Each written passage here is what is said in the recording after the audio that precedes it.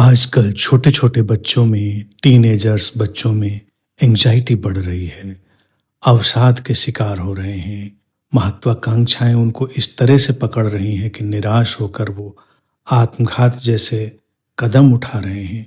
ये बहुत सोचने योग्य विषय है। हम इससे कैसे ऊपर उठें, कैसे इससे पार जाएँ? आज के इस अवेकनिंग ड्राइव पॉडकास्ट में हम उस पर बात करेंगे।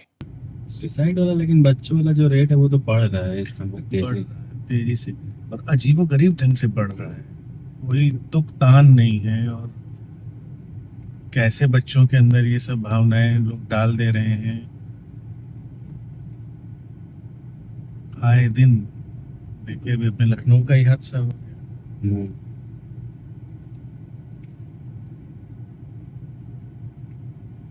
लेकिन गुरु जी, जैसे आप कहते हैं कि घर का माहौल उस हिसाब से बनाना चाहिए, तो देखा जाए तो दो धारी तलवारी तो लगता है कि एक तरीके से प्रेशर भी तो थोड़ा बहुत बना रहना चाहिए ना, कि अच्छे से पढ़ाई करें, अच्छे से वो करें। कुछ तो देखिए गड़बड़ है, उसका एनालिसिस करनी पड़ेगी बड़े अच्छे से, क्योंकि जब हम भी पढ़ते थे तो अब आजकल के बच्चों के हिसाब से तो हमारी ओल्ड जनरेशन हो गई, लेकिन हमें तो लगता है अभी कल की ही बात है। तो घर में हम देखते थे दबाव भी है और कुछ आज़ादी भी है और एक अलग तरह से हौसला देने की चीज़ें भी हैं सब परिवार में, कि लोग साथ में हैं, कोई वैसी तनाव की बात नहीं है। तो दबाव लेते हुए भी हम लोग भी सब करते थे, भाई हमने भी पढ़ाई वही सब करी जो आज के बच्चे कर रहे हैं, तो सब अच्छे से चलता था। पर इस तरह का विचार सुसाइड, हम तो अपने आसपास के उस समय का याद करते हैं, पीछे जो उस समय की जनरेशन के बच्चे रहे, इस तरह के विषयों पे बात ही नहीं होती थी। मतलब आइडिया आना दिमाग में तो अलग बात है, बच्चे टेंशन की बात कर लेंगे कि पढ़ाई का टेंशन है, कर नहीं पा रहे हैं, नोट्स पूरे नहीं हो रहे, ये सब तो कर लेते थे।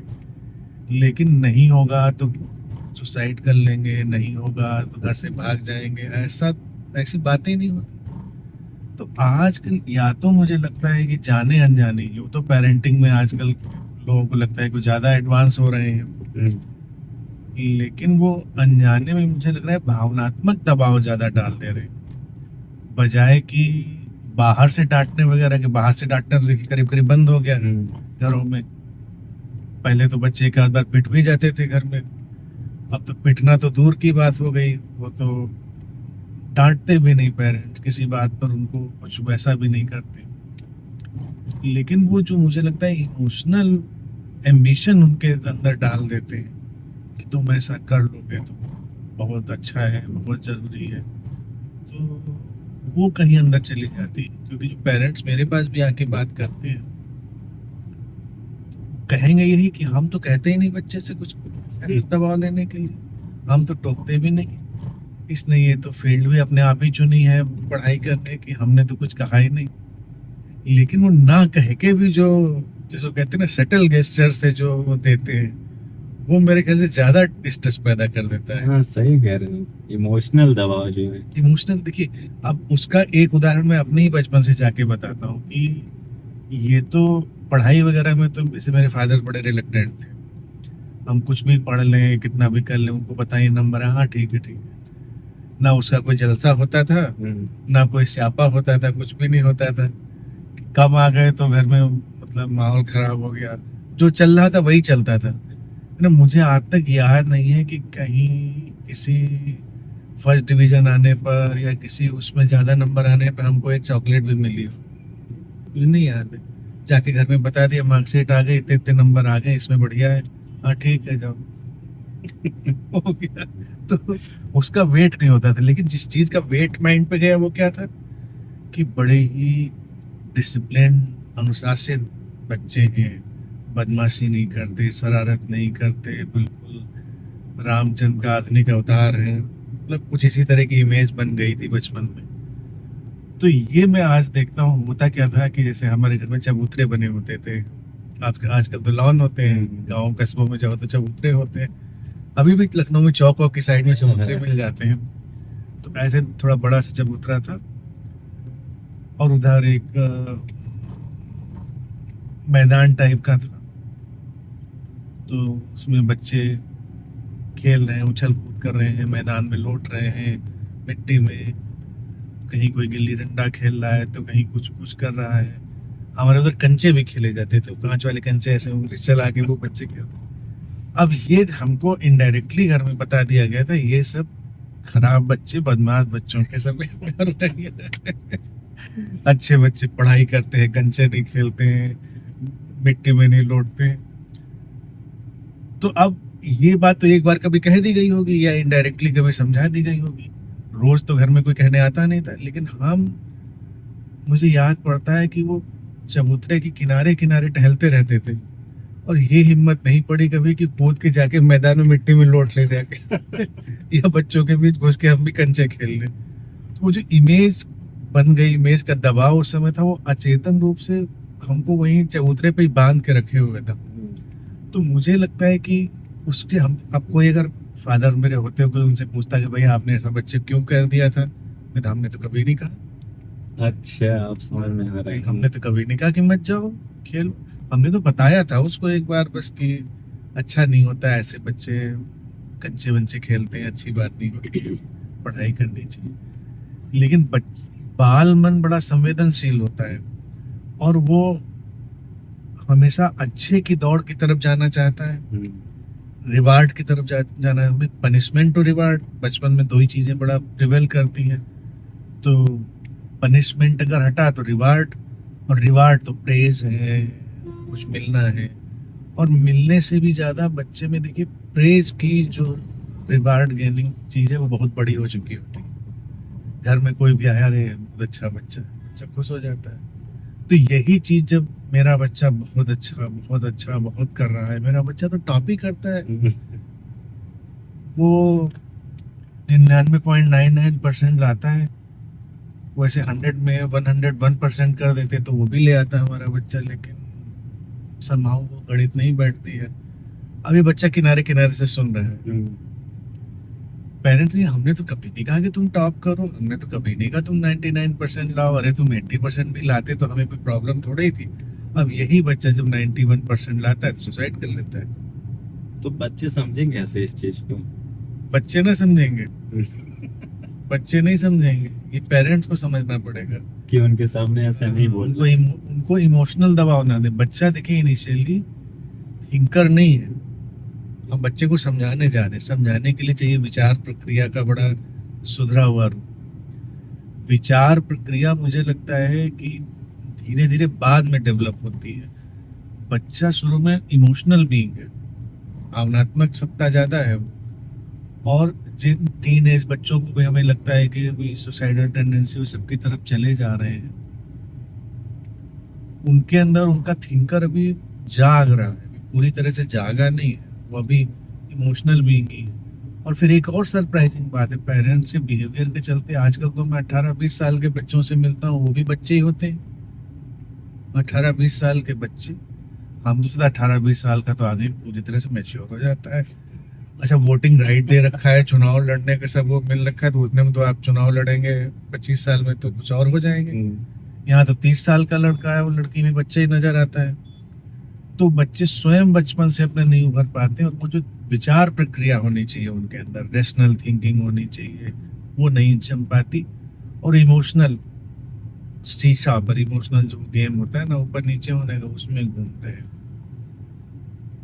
तो मतलब पेरेंट्स अगर बच्चों के पास हैं, मान लीजिए आस पास, तो वो क्या बात कर रहे हैं क्या नहीं, इस पे भी बहुत ध्यान देना पड़ेगा। ध्यान देना जी, मैं तो शुरू से कहता हूँ कि बच्चों को उनके होने की महत्ता का हमेशा दिया जाए कि तुम्हारा होना सबसे महत्वपूर्ण है।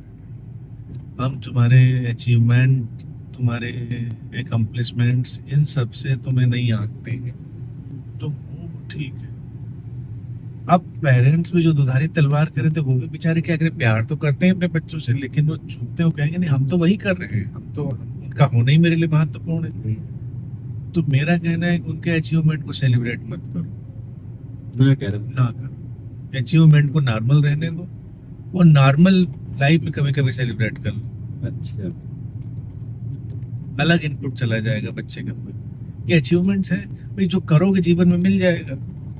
जो तुम्हारा प्रतिभा है, तुम्हारे कार्य करने की क्षमता है, उससे जीवन में जो यथोचित मिलना है तुमको वो तो मिल ही जाएगा। उसमें इतनी हाय तौबा की जरूरत नहीं है। लेकिन कभी बैठे बैठे अचानक सेलिब्रेट कर लेना चाहिए कि आज हम लोग बहुत खुश हैं, आज तुम्हारे साथ हमको बहुत अच्छा लग रहा है। और मान लीजिए कोई बच्चा पढ़ नहीं रहा है तो पेरेंट्स तो दबाव तो बनाएंगे ही ना कि पढ़ो, क्या कर रहे हो। देखिए यहाँ पर तो कई चीजें हैं। बच्चे, अब बच्चे में किस कैटेगरी के बच्चे की हम लोग बात कर रहे हैं कि 5-10 साल का बच्चा है या 10-15 साल का बच्चा है, टीनेज ही मान लीजिए। टीनेज ही मान लीजिए, तो समझाना भी पड़ेगा और उसके लिए हमको साइकोलॉजिकल हेल्प भी लेनी पड़ेगी, काउंसलिंग वगैरह की, क्योंकि बच्चे के अलग अलग एप्टीट्यूड हो सकते हैं। बच्चा किसी चीज में लैग भी कर सकता है, आप उस पर अननेसेसरी दबाव भी डाल सकते हैं क्योंकि पेरेंट्स समझ नहीं पा रहे कर क्या रहा है। ऐसे कई चीजें, देखिए मूवीज भी बन चुकी हैं ऐसे विषयों पर।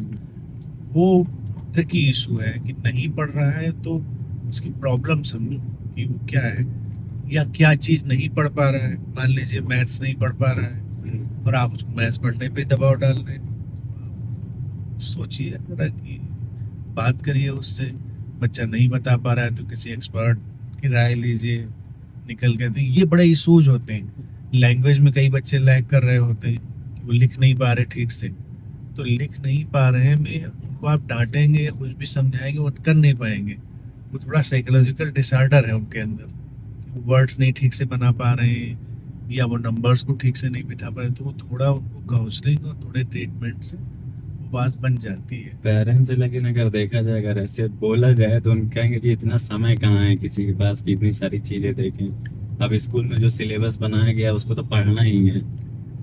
हाँ, लेकिन बच्चे से वो फ्रेंडलीनेस नहीं रखते ना। बच्चे से अगर मित्रतापूर्ण प्यार से बात करेंगे तो उसके दर्द भी तो समझेंगे। बच्चा नहीं कर पा रहा है तो आप समझिए कि क्यों नहीं कर पा रहा है। देखो, कुछ बच्चे हो सकते हैं जो आलसी हो सकते हैं, लापरवाह हो सकते हैं, ये भी बात सच है। तो उनको तो आप समझा के थोड़ा ठीक रास्ते पे ले आएंगे। लेकिन जिनके साथ कोई साइकोलॉजिकल डिसऑर्डर होगा उनका क्या करेंगे? उनके लिए आपको बात तो करनी पड़ेगी। और आप कहेंगे समय नहीं है, तो एक दिन बच्चे के पास जिस दिन वो लटक गया पंखे में तो बिल्कुल ही समय नहीं रहेगा।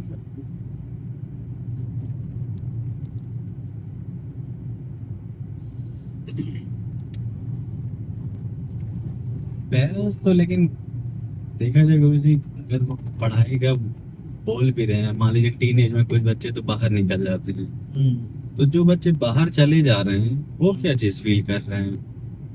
उनके लिए तो फिर मुझे लगता है मोबाइल ही एक पेरेंट्स बन जाता है। वो चीजें मोबाइल देखते रहते हैं। मोबाइल आजकल का देखिए टाइम बम है। सब अच्छी गलत इंफॉर्मेशन सब उसमें अवेलेबल है। बाहर जाता है तो बच्चा अपने कैसे फ्रेंड ग्रुप में आएगा, वहां से वो क्या लर्निंग लेगा, क्या चीजें सीखेगा, ये सब आएगी। हालांकि मेरा इस पे मानना है कि परिवार ने एक मजबूत नींव दी है बच्चे को, उसको समझने की क्षमता दी है, प्यार दिया है, उसको संस्कार दिए हैं, तो बाहर जाके भी मैनेज कर लेता है चीज़ों को, अपने फ्रेंड सर्कल को भी मैनेज कर लेता है। और जिन्होंने कमज़ोर रह गए जो नियम, तो वो कहीं भी भटक जाएगा। और राय मशविरा किससे लेता है? अब मान लीजिए राय ही आप ऐसे व्यक्ति से ले रहे हैं जो राय देने लायक ही नहीं है, तो वो गलत राय देगा हमेशा। तो वो समझदारी उसको लानी पड़ेगी। और मोबाइल का जहाँ तक सवाल रहा आजकल के डिजिटल एज का, तो अब ये ऐसा है कि इसको हम ये तो नहीं कह सकते कि हटा दो, क्योंकि ये तो रहेगा ही। अब पहले की पीढ़ी में नहीं था लेकिन आज की पीढ़ी में तो रहेगा। तो बच्चों के अंदर एक हमको कॉन्शियस डेवलप करना पड़ेगा बचपन से ही कि खुद चुनाव कर पाए उनके लिए क्या अच्छा है क्या बुरा है। वो उनको तय करना पड़ेगा, बताना पड़ेगा। टेम्पटेशन तो बताने ही पड़ेगा। जैसे हम लोग कार से जा रहे हैं, अब साइड में पेड़ दिख रहा है, टेम्पटेशन हो रहा है कि उसकी डाल हम पकड़ के तोड़ लें अभी, या वो फूल है वो उसको ले लें। बच्चा तो ये कर भी सकता है, अभी खिड़की शीशा खोले कूद के पकड़ ले उसको, छोटा बच्चा बिल्कुल हो। लेकिन तब तो ये कॉमन सेंस होता है कि भाई चलती कार से हाथ बाहर निकाल के कूदने की कोशिश करोगे तो दुर्घटना हो जाएगी। लेकिन कार में चलना तो जरूरी है। तो मोबाइल में भी ये बताना है, डिजिटल नेट इंटरनेट सब में, कि तमाम चीज़ें ऐसे ही चलती कार से कूदने जैसी है कि अगर भाई उधर आप जाओगे तो जो रास्ता है वो तो आपका नहीं पूरा होगा, कहीं और पहुंच जाओगे आप। तो इसलिए होश रखो उन चीजों को, बात कर लेना चाहिए।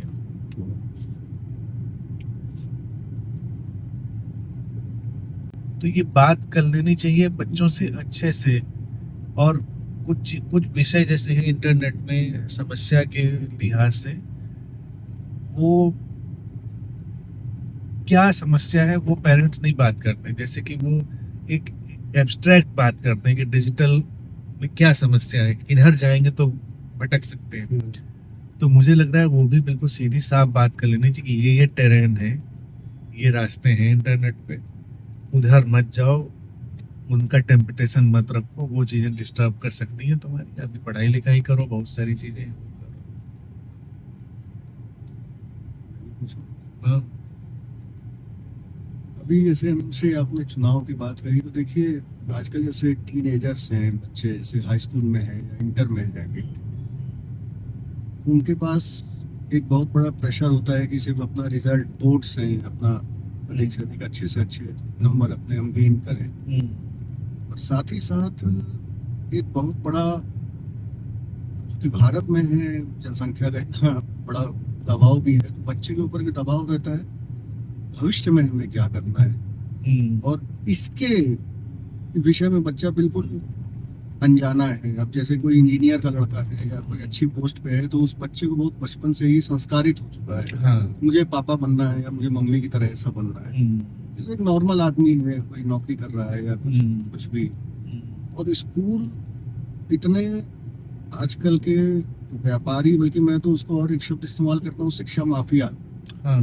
कि वो अपने यहाँ बड़े बड़े कोचिंग्स जो हैं उनके थ्रू एक अपना ऐड एक बहुत चुपचाप बच्चे के अंदर प्रमोट कर देते हैं, ये फॉर्म भर दो, और वो फॉर्म बच्चा चुपचाप भर देता है। और पापाओं के पास, मम्मियों के पास फोन आने शुरू हो जाते हैं कि बेटा क्या कर रहा है। अब माँ बाप की काउंसलिंग कर रहे हैं कोचिंग वाले। माँ बाप कोई सीधा सरब है तो फंस गया, 5 लाख 7 लाख 6 लाख 8 लाख रुपया दे के वो स्कूल में ही, स्कूल की मिली भगत जिसको कह सकते हैं, वो पूरे इंडिया में चल रहा है। अब वो बच्चा हो सकता है वो फौजी बन सकता था, हो सकता है वो व्यापारी बन सकता था। अब वो जबरन, अब वो नीट की तैयारी कर रहा है, जबरन वो अब इंजीनियरिंग तैयारी कर रहा है, जबकि उसका, जिसको आप कहते हैं जीन्स, आदमी का बहुत कुछ करवाता है, लगभग सभी कुछ। वो बच्चा तो एक बहुत बड़े एक इंटरनल टसल में फंस जाता है। बिल्कुल। और फेलियर उसका निश्चित है। बिल्कुल। इसको अनुशय कैसे, ये देखिए, ये समस्या तो अब बड़ी सामाजिक समस्या भी हो गई है ना। जिस शिक्षा माफिया की जो बात कही है तुमने, तो वो तो बिल्कुल सही बात है कि शिक्षा वैसी रह नहीं गई है। तो इसीलिए पेरेंट्स की जिम्मेदारी ज्यादा बन जाती है कि वो अलर्ट रहे, क्योंकि बाहर का जो समाज है वो तो इस समय शिकारी की तरह बैठा हुआ है। वो और स्कूल्स वगैरह, बच्चे जैसे पहले होता था, बच्चे को पढ़ाने में उनको एक अच्छा लग रहा है, संस्कारित करने में, अब वो बच्चे को शिक्षा देने के बजाय बच्चे का शिकार करने के लिए बैठे हुए हैं कि ये एक आया है, इसका अब शिकार करना है, इससे कितना पैसा निकालना है, कितना इसके पेरेंट्स के पास है, उस हिसाब से निकाल लेना है। वो उस इरादे से बैठे हुए हैं, तो इसलिए सब गड़बड़ हो रही है। तो अब जो काउंसलिंग की बात हमने कही थी कि बच्चे को कैरियर और उसके लिए काउंसलिंग हो जानी चाहिए, तो इस पर पेरेंट्स व्यक्तिगत रूप से ध्यान दें और न्यूट्रल पार्टीज के पास जाकर, जैसे न्यूट्रल लोग हैं उनसे करें, तब तो कुछ बात बनेगी। क्योंकि स्कूल और स्कूल कोचिंग और इनका जो नेक्सस है वो तो उधर ही धकेलने की कोशिश करेंगे जिधर वो चाह रहे हैं। तो ये देखा जाए, ये भी नए टाइम की बड़ी चुनौती हो गई, समस्या हो गई, और बच्चे के ऊपर बहुत दबाव। अभी कल ही कुछ लोग अनंत आए थे मिलने, मित्र पुराने, जब उन्होंने बताया तो हैरानी हुई। जैसे हमें तो यही पता था कि बच्चे ने हाई स्कूल किया, इंटरमीडिएट किया, और इंटरमीडिएट करने के दरमियान वो सोचने लगता था कि अब डॉक्टर बनना है, इंजीनियर बनना है, या कुछ और बनना है, तैयारी वैयारी शुरू करता था उस समय। तो इन लोगों ने बताया कि अभी तो हाई स्कूल के बाद से ही शुरू हो गया था, काफी टाइम से। अब तो कह रहे थे 6th क्लास से ही वो शुरू हो गया है, 5th बच्चे ने पूरा किया नहीं, और 6 से ही उसको कोचिंग और वो सब उस तरफ मोड़ने की सब तैयारी चल गई है। तो ये अब देखा जाए थोड़ी अब नॉर्मलिटी हो गई। अभी कक्षा 6 का बच्चा उसके ऊपर आप कैरियर का दबाव भी पूरा बना दे रहे हैं। ये कैरियर का दबाव उसके लिए उचित नहीं है। अच्छी स्वस्थ शिक्षा व्यवस्था तो ये कम से कम उसको 10वीं 11वीं तक तो शांति से पढ़ने दो, उसको खुल के खेलने दो, पढ़ने दो, उसको एक्सप्लोर करने दो अपने आप। अब 6ठी स्टैंडर्ड के बच्चे को अगर आप कोई चीज पेस्ट करेंगे कैरियर के लिए, इसको इंजीनियर बनना है, इसको डॉक्टर, इसको ये वो जो भी बनना है, तो वो तो बच्चे के देखा जाए कोमल व्यक्तित्व के ऊपर प्रोग्रामिंग को दबाव के साथ चिपका देना है। वही जो कह रहा हूँ कि वो आर्मी में जा सकता था, वो प्लेयर बन सकता था, वो म्यूजिशियन बन सकता था, वो तो अब सोच ही नहीं पा रहा है। वो तो एकदम पैदे हुए हैं ये बनने के लिए। तो पहले देखा थोड़ा ये दिमाग था कि 10वीं 11वीं तक टीन एज के उस मुकाम पर आते आते थोड़ा बच्चे का दिमाग खुलने लगता था कि यहाँ ये शायद मैं ये कर सकता हूँ। अभी कोई दिमाग खुल ही नहीं रहा अभी। तो ये इसके लिए पेरेंट्स को एक्स्ट्रा सतर्कता बरतनी पड़ेगी, नहीं तो दुष्चक्र तो चालू है। पेरेंट्स भी तो वही जो होते हैं उनके आसपास जो रहते हैं समाज में, या मान लीजिए कहीं सोसाइटी में किसी रह रहे हैं तो आसपास के घर वाले, किसी का बच्चा मान लीजिए निकल गया, उनको लगता है कि अपने भी बच्चे को निकालना है दिखाने के लिए। मतलब उनको ऐसा लगता है कि कुछ नहीं कर पाएगा तो एक बेइज्जती सा महसूस होने लगेगा। इसका भी तो वो बहुत प्रेशर लेते हैं ना। बहुत दबाव है। एक्चुअल में क्या है ना कि समाज बड़े विचित्र से जंजाल में उलझा है। समस्याएं लोग सोचते हैं ऐसे हम लोग बात करें कोई एक समाधान या हम भी दे दें, तो हम भी एक समाधान नहीं दे सकते। समाधान तो हजारों होंगे क्योंकि उलझने हजारों हैं। बच्चा पैदा करना तो सबसे बड़ी पहली उलझन है कि पैदा हो जाता है बेचारा। मुझे लगता है बच्चा पैदा करना भी बहुत बड़ी जिम्मेदारी है। उसको पैदा करिए और चलो हम कहते हैं खेल खेल में भी पैदा हो गया, जैसे लोग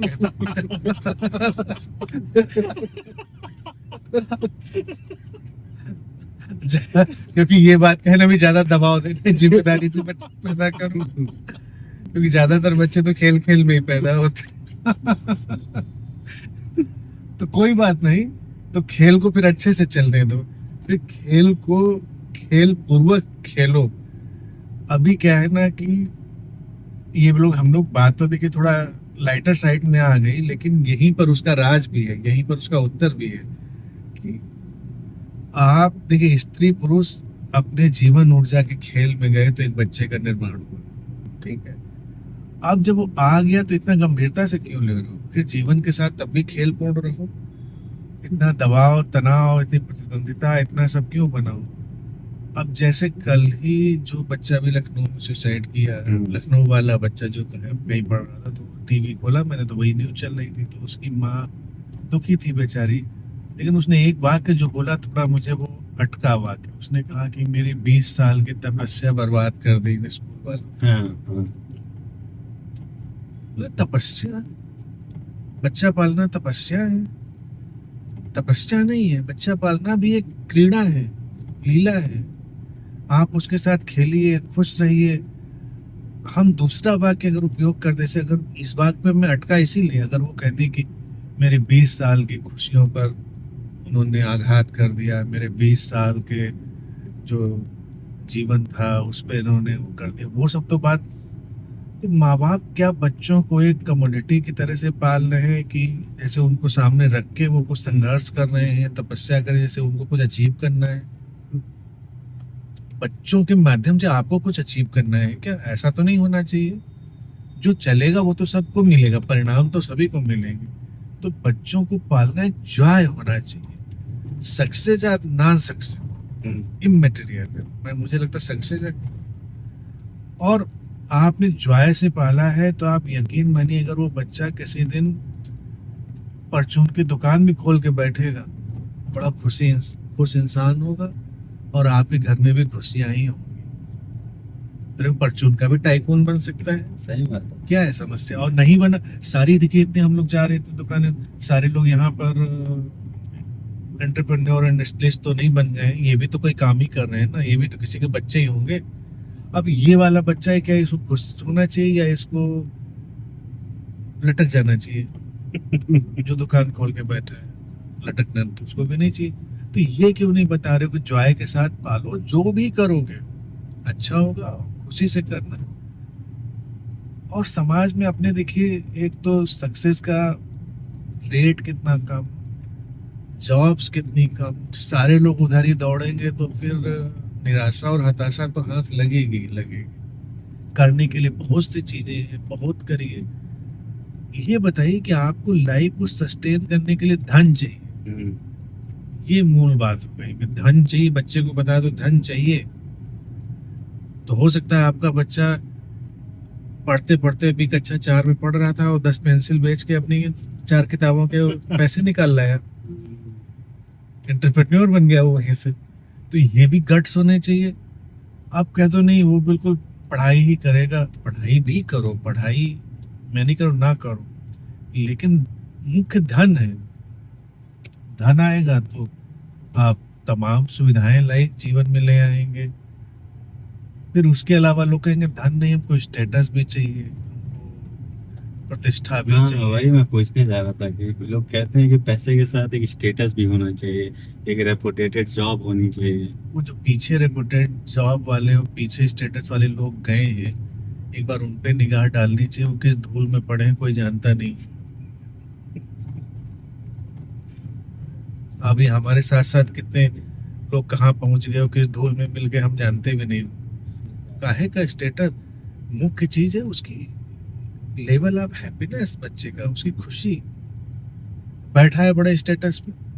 अभी देखो एक न्यूज आई ना, स्टेटस पे बैठे कोई डीजीपी थे किसी उसमें, उनकी पत्नी ने उनके आंख में मिर्ची डाली, चाकू से उनको मार डाला। हाँ ये तो न्यूज़। तो भैया ऐसा डीजीपी काहे को बनता है कि भी कि बीवी मार डाले। लेकिन कहने का आप ऊंचे पदों पे पहुंचकर भी हो सकता है इंसान अच्छे ना रह गए हो, या आपकी हैप्पीनेस लेवल, पीस लेवल बड़े खराब रहे हो। ये सब टीचिंग देनी चाहिए। इसलिए अगर दूसरा इसका जवाब मैं दूं तो जो हमने कंसेप्ट दिया है पीस, हैप्पीनेस, लव, हार्मनी का, वो बच्चों को पैदा होते ही देना शुरू करो। यही चाहिए जीवन में, और कुछ नहीं चाहिए। बाकी सब तुम कर ही लोगे।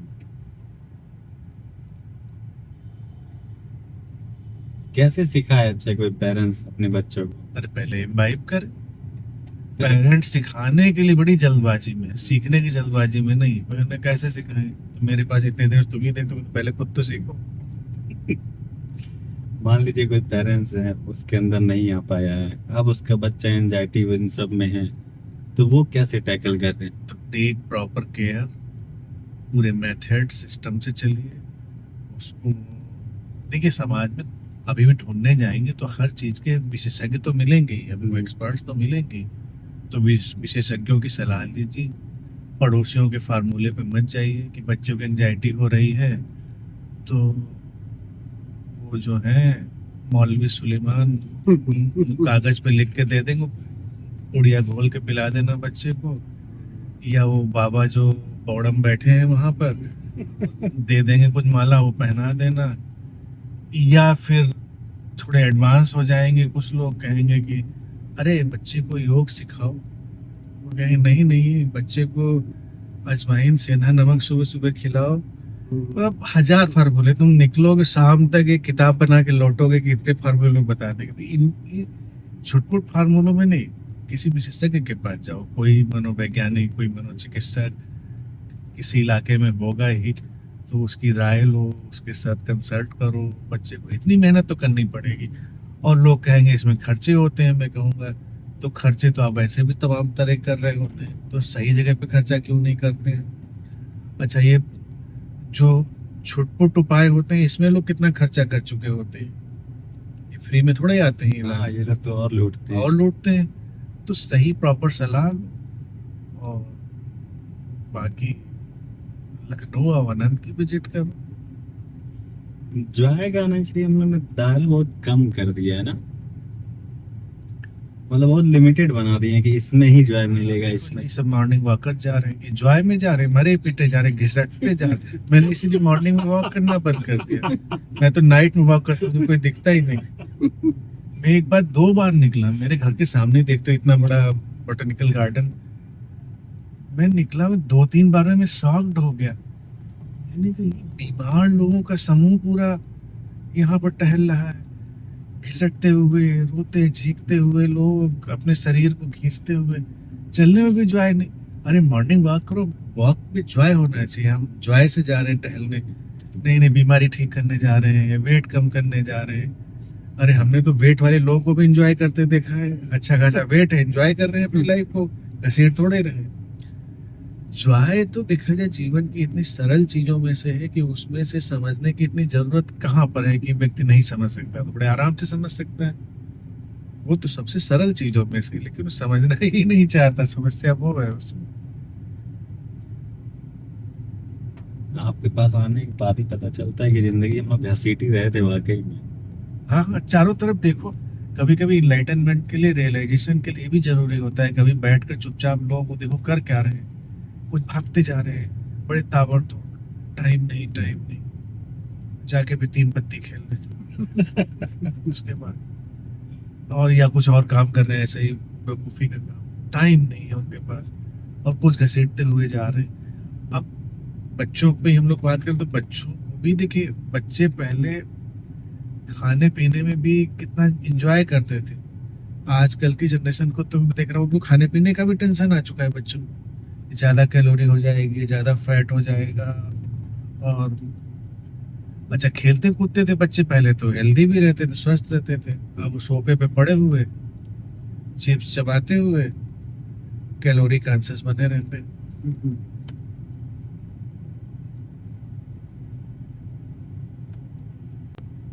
हाँ लेकिन एक चीज सही कह रहे हैं, अगर घर में पेरेंट्स अगर इस चीज को समझ जाए तो बच्चों पे उतना प्रेशर नहीं रहता है। हाँ बिल्कुल, पेरेंट्स की जॉयफुल वजह से एटमॉस्फेयर ही रखना चाहिए, प्रेशर बना रहता है। बिल्कुल बना रहता। और बच्चे सब अच्छे कर ही लेते हैं सब, अगर पेरेंट्स खुश हैं, दबाव कहीं ना कहीं तो जहाँ पहुंचने रहता है पहुंच ही जाते हैं। बस यही चीज तो माननी चाहिए। अस्तित्व ने जब पैदा किया है तो सबका ध्यान रखा है, तो ये भरोसा रखना चाहिए अस्तित्व संभालेगा, कोऑपरेट करेगा। और इतना भी तनाव मत लो, उसने बहुत इंतजाम अस्तित्व ने किया होता है। हर व्यक्ति अपना मुकाम कहीं ना कहीं ढूंढ ही लेगा, लोग बस एक ही मुकाम ढूंढना चाहते हैं। अच्छा, दूसरा वियर्ड उदाहरण के तौर से कोई लागू नहीं होगा, लेकिन अगर हर आदमी देश में प्रधानमंत्री ही बनना चाहे तो कितने बन जाएंगे 5 साल में तो एक ही प्रधानमंत्री बनता है, उंगलियों पे गिने हुए अभी 75 साल की आजादी में हमारे प्रधानमंत्री हैं, तो हर कोई और भी बहुत कुछ बनेगा।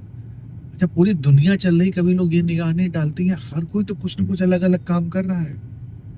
तो निश्चित ही अस्तित्व ने, प्रकृति ने सबको किसी न किसी अलग अलग काम के लिए डिजाइन किया होगा, तो हम एक ही तरफ क्यों दौड़ रहे हैं।